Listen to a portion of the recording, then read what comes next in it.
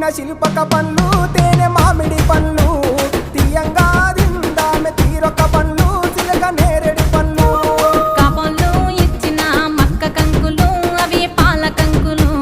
కాల్చుకొని తిందాము కందికాయలు పచ్చి పల్లికాయలు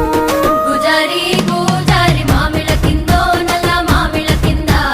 కుసుమరోళ్ళేసిన కుందన బొమ్మ అది కుందన బొమ్మ